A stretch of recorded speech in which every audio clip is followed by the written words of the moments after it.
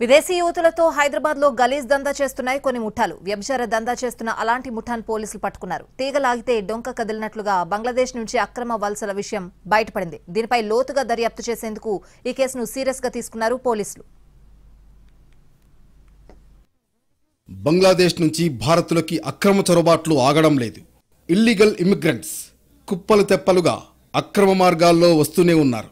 బంగ్లాదేశ్ అక్రమ వలసదారులకు సంబంధించిన కొత్త విషయాలు వెలుగు చూస్తున్నాయి. వారిలో చాలామంది హైదరాబాద్ గల్లీల్లోకి వచ్చి నివాసం ఉంటున్నారు. అవును, మీరు విన్నది నిజమే. ఇటీవల పోలీసులు హైదరాబాద్ చాదర్ఘాట్ ప్రాంతంలో ఓ వ్యభిచార ముఠా గుట్టును రట్టు చేశారు. దీంతో ఈ బంగ్లాదేశ్ ఇల్లీగల్ ఇమిగ్రెంట్స్ విషయం వెలుగు చూసింది. బంగ్లాదేశ్ నుంచి యువతీ యువకులను ఓ ముఠా హైదరాబాద్కు అక్రమ మార్గంలో తీసుకొస్తోంది. వారిని ముందుగా పశ్చిమ బెంగాల్కు సరిహద్దు గ్రామాలు, చెరువులు, సొరంగాలు, ఇతర మార్గాల గుండా వారిని తరలిస్తున్నారు. ఆ తర్వాత వారికి అక్కడే నకిలీ ఆధార్, ఓటర్ కార్డులు చేయిస్తున్నారు.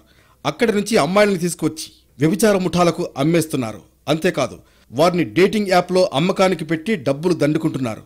బంగ్లాదేశ్ నుంచి వాళ్లను తీసుకొచ్చేటప్పుడు మాత్రం ఇండియాలో మంచి జాబ్స్ ఉన్నాయని నమ్మబలికి ఇక్కడికి తీసుకొచ్చాక మాత్రం వారితో గలీజు దందా చేయిస్తున్నారు. మరోవైపు బంగ్లాదేశ్ నుంచి వచ్చిన యువకులు క్యాబ్ డ్రైవర్లుగా పనిచేస్తున్నారు. అమ్మాయిల్ని కారులో తీసుకువెళ్లి డోర్ డెలివరీ చేస్తున్నారు. చాదర్ఘాట్ వ్యభిచార ముఠాపై దాడిలో వీళ్లు కూడా పట్టుబడ్డారు.